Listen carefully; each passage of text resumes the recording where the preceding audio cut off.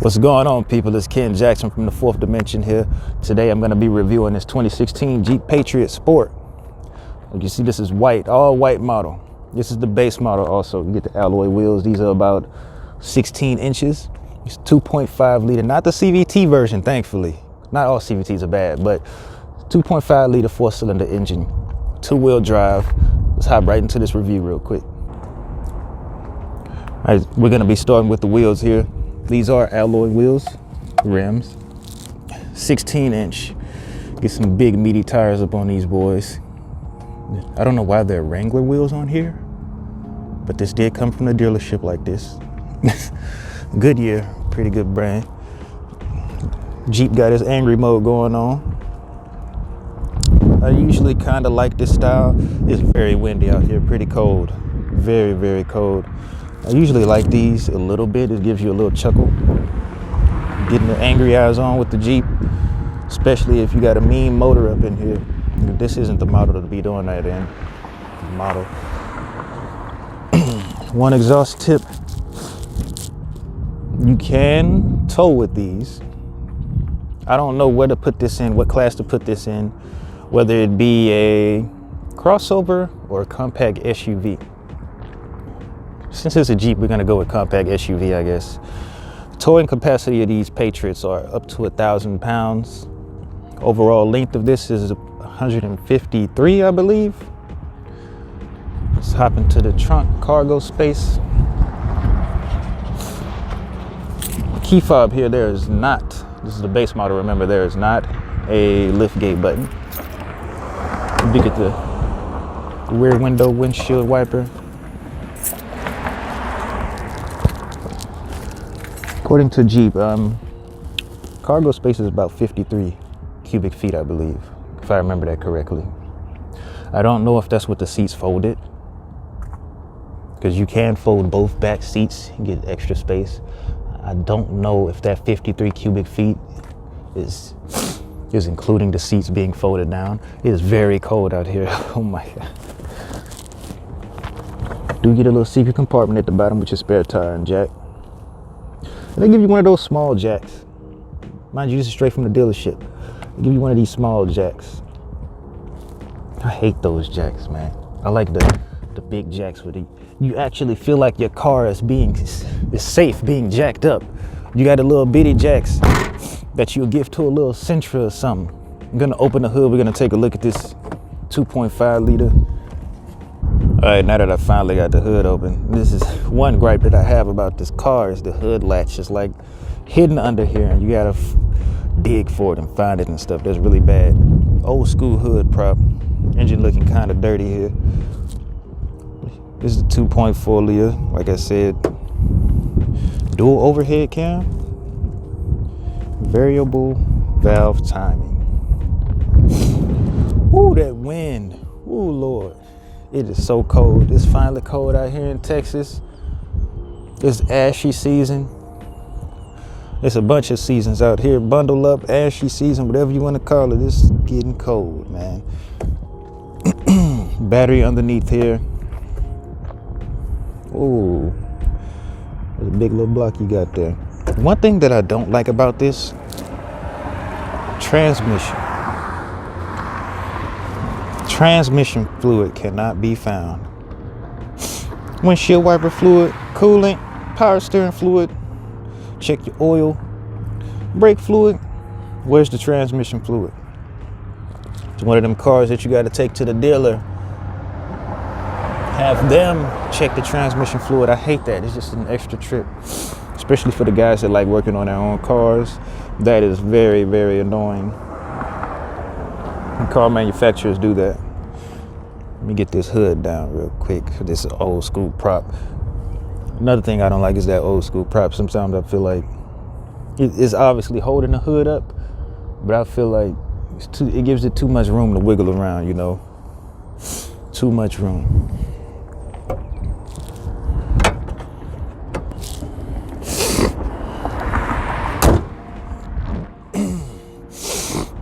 Like I said, overall length of 173, 53 cubic feet trunk space, cargo space, 16-inch alloy wheels.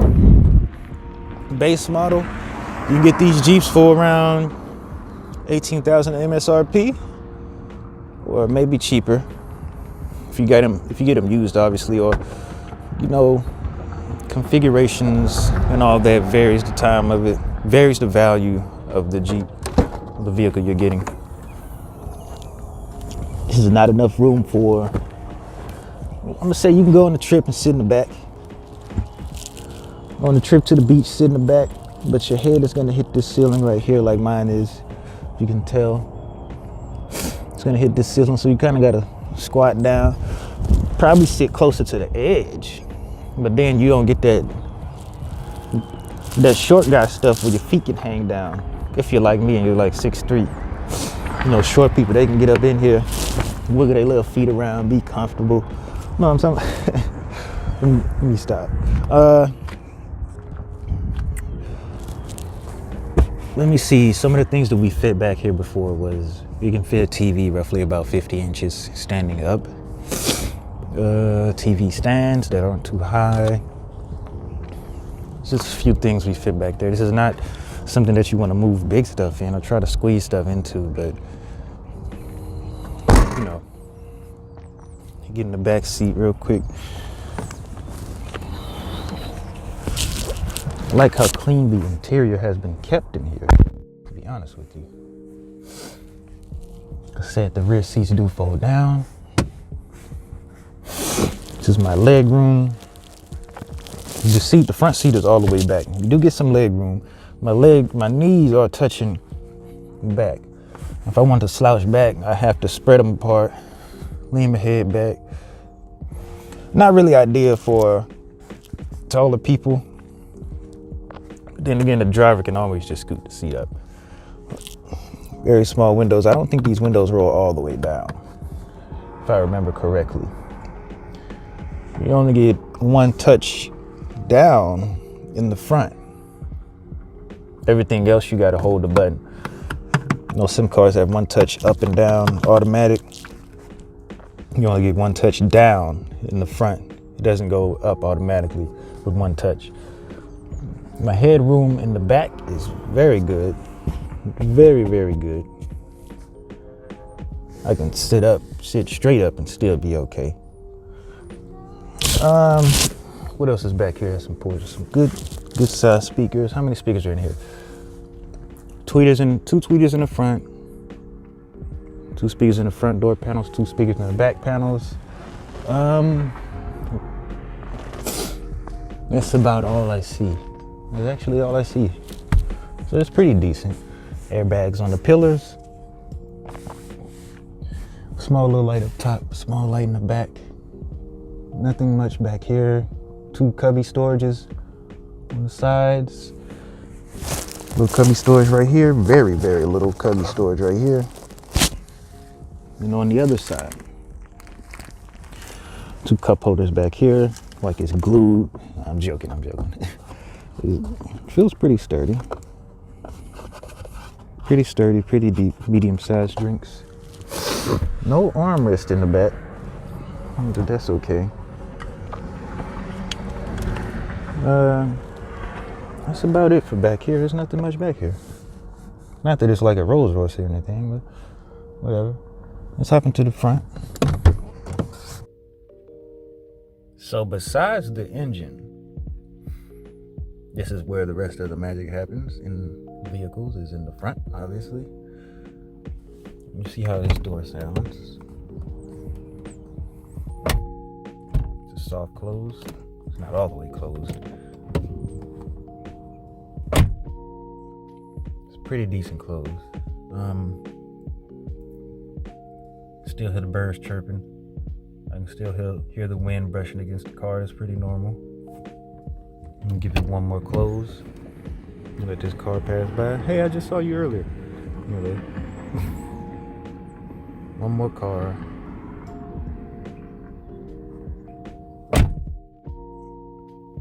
This is a pretty decent close. You don't want to slam your door anyway. I don't get why we do that. We get in the car, unless you're upset or something. You get in the car and you just slam the second door. Look at them birds flying away. Even they mad at me. That's crazy. Anyway, storage space up front. little cubby right here. This actually kind of looks like a coin slot holder with the these little openings on the sides. Very small storage space right here. As I mentioned, in the back seat, one touch down, not up. Mirror controls, mirror defrost for both sides. Just like any other SUV, you know, the dashboard is pretty far out to touch. It's pretty far back there. Compact SUV, crossover, whatever. As I mentioned, tweeters up here, defrost and everything. Storage space in the passenger side. Same size, same grooves in the middle. You have a little storage area up here where you can lay stuff. The owner has his brush up here. This is where it gets pretty bad. I would expect this to be a little bit deeper, to be honest with you. Just a little bit deeper. See, remember when I reviewed the Altima, my hand, this is how far my hand go. In the Altima, my hand will reach further down in there. Way further down. That's a little bitty car. That's a mid-sized car. Like, I don't know, I would just expect it with a small engine like this and not much up there and under the hood. I would expect more space to be up in there. I expect SUVs to have more storage space, period. Compact, crossover, whatever. It's another area that's very small. The one in the Ultimate and the Maxima is bigger or deeper. It has 2-tier, but lengthwise and depth-wise, it's not going anywhere, really. It's really not. Granted, you do have these cup holders right here and an extra little storage spot right here and here, but you also got one right here, but it has a lot of areas to store things, but I don't know, it's not enough depth in them. Some of the areas aren't long enough. Have a little spot right here. I don't know what this could be used for. This looks like something can slide out of here very, very easily. Blank switches. We all hate to see blank switches. Traction control, hazard lights. This is the only cigarette lighter port you're getting. There isn't one up in here. Like I said, 2.5 liter 4-cylinder engine, 172 horsepower, 165 pound-feet of torque, 6-speed automatic transmission, not the CVT model, 2-wheel drive. So there's not much to this car. Cruise control buttons, headlight buttons, halogen, not anything special, not xenon, not LED. Same thing for the tail lights. Windshield wiper controls for the front and back. Washer fluid also goes to the back, can get sprayed on the back window, so you can clean that off. Seats are straight manual. No power tilt, lumbar, telescope, whatever. None of that stuff. Streets are straight manual. Lean them back, tilt them, pull them forward, push them back. Steering wheel. One gripe. There is no pull, there is no push. It's in a fixed position. The only thing you can do is tilt it.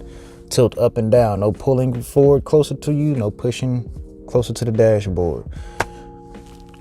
Let me turn this on so you guys can see. Because there's no infotainment screen or anything like that. Oh, I'm sorry about that. There's no infotainment screen or anything like that. So the only thing that you're getting to read any warning lights or symbols, signs, whatever. Battery, oil, engine, seatbelt, airbag. Very old school. 2016 car, not much to it. I understand it's supposed to be a value car. Traction control, brake lights, tire pressure. It's not gonna tell you exactly which tire, but it's gonna tell you tire pressure low. Kind of like a camera used to do, 2009 cameras and stuff. 4 AC vents in the front. No AC vents in the back. No Bluetooth. Actually,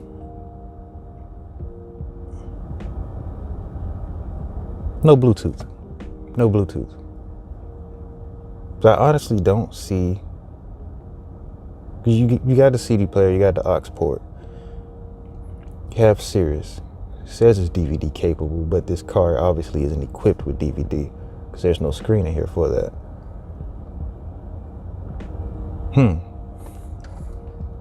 Uconnect phone ready. Okay. Available options are call, dial, phone book, redial, recent calls, SMS, emergency, towing assistance, setup or tutorial. Okay. I don't think there's Bluetooth audio though. I'm not sure. I'll have to look that up. I would really have to look that up because it doesn't seem like something that's very lacking in features would have any type of Bluetooth audio. But I would definitely look that up. Is there anything I was missing besides 3,100 overall weight of this car? I'm about to hop into this test drive. I'm trying to think before I let this go. You know, we don't do scripted stuff over here. We really don't. We can only go as far as the human memory can take us. I remember enough information about this, but I don't remember everything. I'm not scripted, not going over any scripts. But I do love cars. I do love reviewing cars. I love driving cars. I love watching cars. I love reading. I'm hopping to this test drive, making sure I'm not missing anything before I let you guys hear this horn. Nice little toot to it. Toot, toot. Yeah, let's hop into this test drive, man. Test driving this Jeep, 2016 Jeep Sport. One thing I like is about when you hit the engine, I don't know if it's just this specific car or if it's the model period, but one touch, one slap from the key turn, one slap when you turn the key, the engine pops on. None of that holding stuff. You hold it, see if it's going to struggle to crank up. I've tried this in cold weather. It is cold. I don't get it. I just finished driving the thing and it's already back to... It should be fine though. Should be fine. Let some of these cars go. Make my little U-turn. I gotta beat these buses though. There is a sport manual mode on here. Test that out in a little bit. 48,000 miles.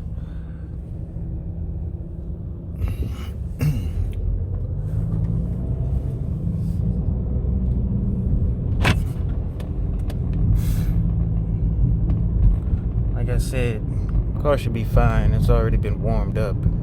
I haven't been out here that long. Listen to that road noise. You can hear that. Speakers do sound pretty good in this car. When you get the bass turned up, you can tell. You can kind of tell that it's not meant to be a heavy hitting. The sound system not meant to be that heavy. The bass sounds good, but it kind of fades when it gets too high, if you know what I mean. Turning in here.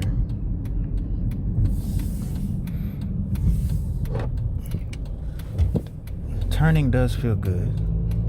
Feels pretty good to turn.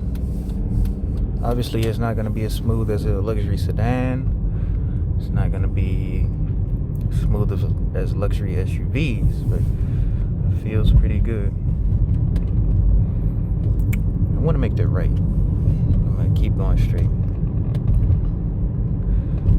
Good amount of road noise, not too much.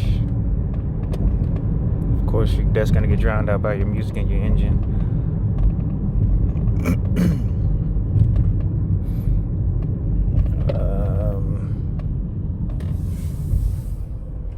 We'll make a right, possibly make a U-turn. I don't want to go out too far. It is so cold out here, man. So cold, and there isn't any snow. I know it's snowing out there. I know it's snowing out there in New York. Make it right here. You can give it a little bit of gas.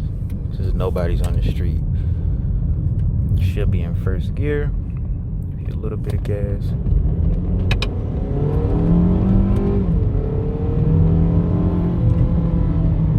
Pretty good. That's pretty good. That is pretty good.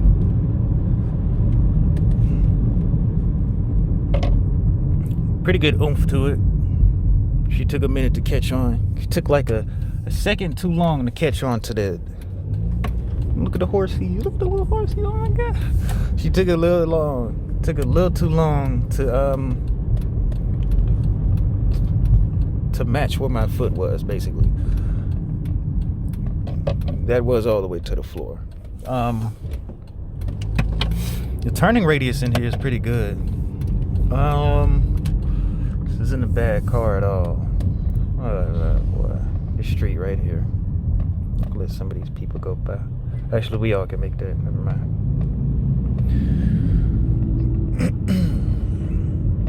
There's a guy waiting on. He's just sitting at the. Is something wrong with your car? Can't be something wrong with that Buick. Not the Buick of all things. That's the thing about that little cubby area right there. Whatever you put right there is going to slip and slide around. I'm going to put it in sport mode real quick. As you can see, the gear pops up. Let's see if I can get it right there. The gear pops up in third gear. There's only one way to turn. Got this Ram behind me. First gear. This does boost the RPMs and stuff just like the Ultima. Listen to that engine. Ooh, that's pretty loud. I can only imagine what. This is pretty loud for a 4-cylinder, I guess. It's louder than the Ultima I reviewed. I'm sorry, I keep comparing this to that. It's a pretty good size, pretty good price for this entry-level compact SUV crossover. But to be honest with you, I'd probably rather go with a RAV4.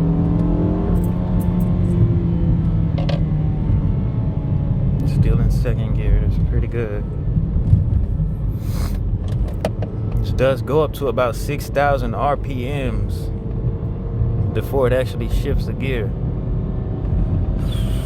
Of course, you can manually shift it yourself now. Anything else in here to talk about besides road noise? Put it back, take it out of sport mode, just hold it back into the same position. You hold it to the right to put it in sport mode. Hold it for about 2 seconds, it'll go in sport mode. Take it out of sport mode, you hold it again for another 2 seconds. We are not able to make this turn. Not until he goes, because I cannot see what's over there. I'm about to end this review, actually. I think I'm pretty much done, guys. Mopar, no car. FCA, Chrysler, Fiat, Chrysler, Dodge, Jeep, all in one tree.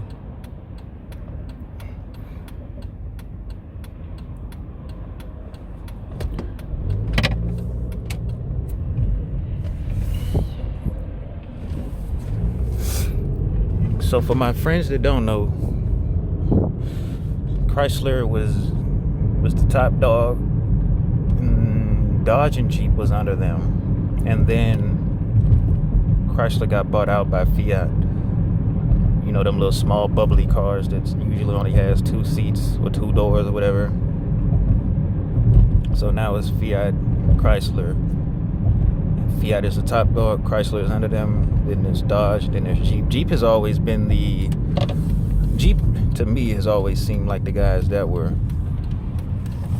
made the most reliable out of the Chrysler company. I felt like their products were more reliable and they looked better, especially back then. Don't get me wrong, now Dodge is up there. Dodge is good, but back in the day, man, I feel like Jeep was doing better. It's gonna be it for this review, guys. Thank you guys for watching. Kids getting out of school, parents waiting on them. End of the front of the neighborhood and stuff. It's gonna be the end of this review. Thank you guys. Like, this video was longer than what it was supposed to be, but like I said, I enjoy doing these videos. I enjoy being around cars and reviewing cars and learning about them. I look at them like every single day, every day, every night. I'm looking at car reviews or looking at people taking their cars to the track. Man, I love cars. I hope you guys doing things that you love too. You guys have a good one, and thank you guys for watching. I really appreciate it. Catch you guys around.